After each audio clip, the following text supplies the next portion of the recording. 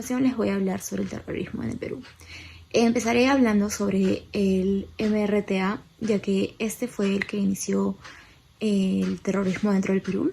Dentro de los años 1984 hasta 1999 aproximadamente, fundada por Víctor Pulay Campos.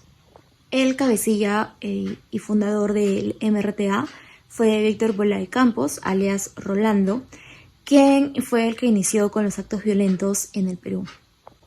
Bueno, esta asociación está inspirada en un modelo político cubano, está inspirado en el castrismo.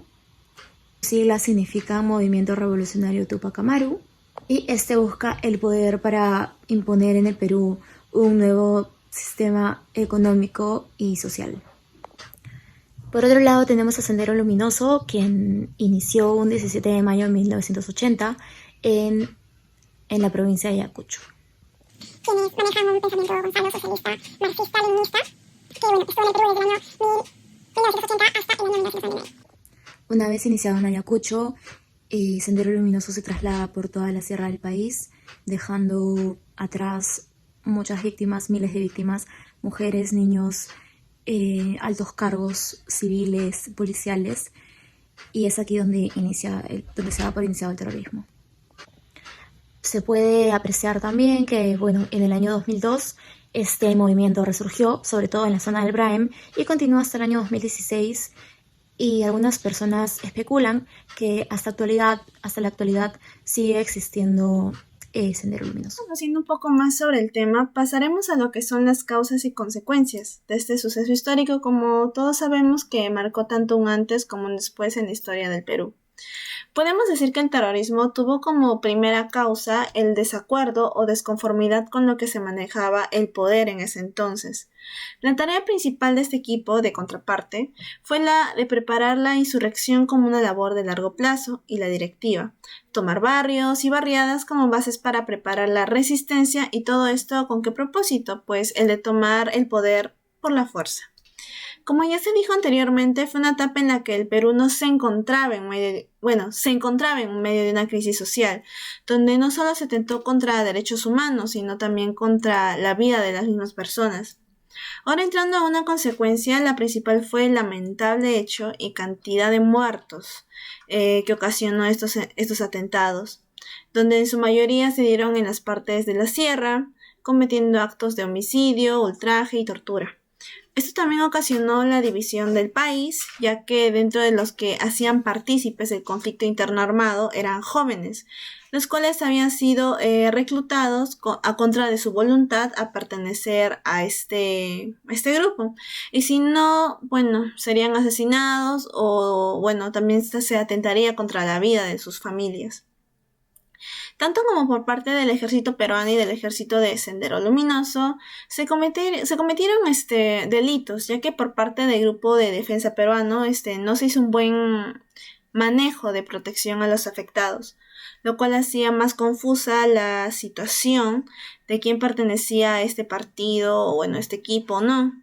Y bueno, eso sería todo de mi parte, y ya teniendo un concepto más claro de esto, pasemos a las entrevistas. Hola, ¿qué tal? Mi nombre es Leila Zayas, tengo 56 años y bueno, sí he vivido el tema del terrorismo muy de cerca. En el año 90 estaba estudiando una segunda carrera de hotelería en Miraflores, y yo vivía en Monterrico, y pude pues vivir muy de cerca el tema de los coches bomba, las explosiones en Tarata.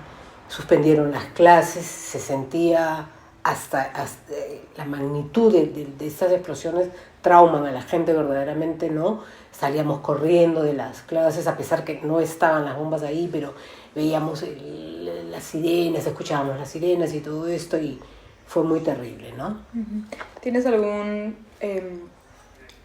historia o alguna experiencia que hayas como que puntual sobre el terrorismo que te haya pasado? Bueno, algo muy triste, ¿no? El tema de perder mucha familia que tuvo que emigrar a los Estados Unidos, mucha gente, amistades que vivían pues el día a día de todo este tema en Tarata, de las bombas, se fueron. Yo tengo muchísimos amigos del colegio fuera de de Lima viven en los Estados Unidos y se fueron justamente por el tema de terrorismo. Familia también, tengo familia cercana, primos, mi cuñado, también fue uno de los motivos que lo obligó, ¿no? Sintió mucho miedo y bueno, los que nos quedamos, ¿no? Y vivimos toda esta tristeza. Hola, soy Elsa Hernández, tengo 54 años, soy de Lima. Durante la época del terrorismo estaba estudiando en la Católica y sí me tocó muy de cerca vivir todos los sucesos que se presentaron en el terrorismo en Lima, porque yo estaba de enamorada con un cadete de la Marina y mi hermano también era cadete de la Marina. Y salíamos y siempre pues escuchaba que ellos tenían que tener mucho cuidado. Ellos comenzaron a salir los viernes, tenían que salir vestidos de civil, no podían andar con uniforme. Todas las reuniones que íbamos ellos tenían que estar armados. Era bastante riesgoso esas épocas. Y yo las viví muy de cerca porque bueno, después de cadetes, cuando se recibieron les tocó ir a hacer una emergencia y enfrentarse con el terrorismo. Entonces yo lo he vivido por partida doble, ¿no? No solamente he perdido amistades, algún familiar, pero sí he estado bastante afectada por el hecho de que tanto mi esposo como mi hermano tuvieron que luchar directamente contra el terrorismo. Aparte de esta relación cercana que has tenido, ¿tienes algún suceso que de alguna forma te ha marcado mucho, que te haya hecho vivir así el terrorismo cara a cara? Bueno, recuerdo dos acontecimientos. Una vez estábamos en una fiesta de Año Nuevo en Chosica y bueno, era muy conocido por todos que se volaban las torres siempre el 31 de diciembre y se iba la luz en Lima, ¿no? Nosotros estábamos en una fiesta de Año Nuevo en un club en Chosica y si bien es cierto que las torres volaban allá, la luz se iba en Lima, pero nosotros estábamos previo a las 12, estábamos paseando por ahí y escuchamos una explosión, nos acercamos un poco hacia donde habíamos escuchado, no sabíamos qué cosa era, y vimos un grupo de hombres que salieron como que huyendo. Entonces los guardabosques, ¿no?, que eran personal de seguridad, nos dijeron que nos vayamos porque eran los que habían volado la torre. Y bueno, ese acontecimiento de esa noche nos asustamos, pero bueno, felizmente no llegó a mayores, pero en Lima se quedaron sin luz. Otro acontecimiento que sí lo viví muy de cerca fue, estábamos por la avenida Arequipa paseando en auto y de repente íbamos a voltear más o menos a la altura de la embajada de Francia y un auto nos aguantó, es decir, como que obstruyó que nosotros pudiéramos cruzar la Arequipa. Y de repente una de esas salió a toda velocidad ese auto y vimos como en un carro que iba delante de ellos salía un hombre con medio cuerpo afuera y lanzó un petardo de dinamito a la embajada. Nosotros nos aguantamos un poco, pero bueno, no nos pasó nada, pero veníamos comentando este acontecimiento, que qué riesgoso, que en cualquier momento uno podía enfrentarse a estas hordas terroristas y salir muy lastimado. Y de repente 4 cuadras más allá avanzamos y escuchamos una explosión. Estábamos más o menos por la altura de lo que era antes el Banco Interamericano y escuchamos una explosión terrible y se nos cayeron todas las ventanas de ese banco, que era el Centro Financiero San Isidro. Nos cayeron encima y era que habían volado el cajero del BCP. Ese cajero que estaba en Rivera Navarrete era caserito, siempre lo volaban. Y bueno, esos fueron los dos acontecimientos más cercanos de repente que yo me tocó vivir. Hemos visto en la exposición las consecuencias que trajo el terrorismo, como las 22.854 muertes y el costo económico de $30.000 millones en destrucciones que ocasionaron. La presencia de terroristas en los lugares más alejados del país se debió en los años 70, gracias a que no hubo presencia del Estado y la satisfacción de las condiciones básicas eran inexistentes, como educación, salud y otros. Pero hoy es otro escenario.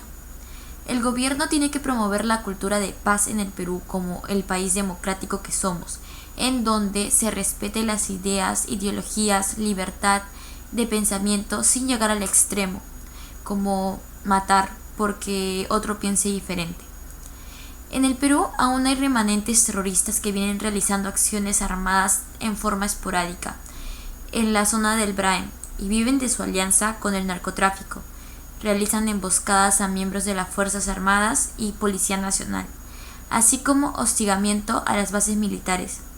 En la ciudad de Lima y otras ciudades del interior del país vienen actuando los organismos de fachada conocidos como Movimiento por la Amnistía y Derechos Fundamentales, y también Frente de Unidad y Defensa del Pueblo Peruano, que captan a la población para inscribirse como partido político ante el Jurado Nacional de Elecciones.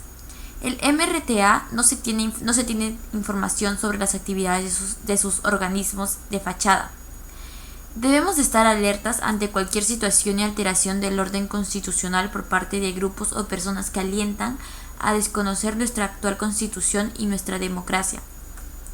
Mi grupo se planteó la solución de crear campañas de concientización para los menores y así desde pequeños tomar en cuenta no volver a repetir los horrores que vivimos en aquellas épocas a causa de todos los atentados ocurridos.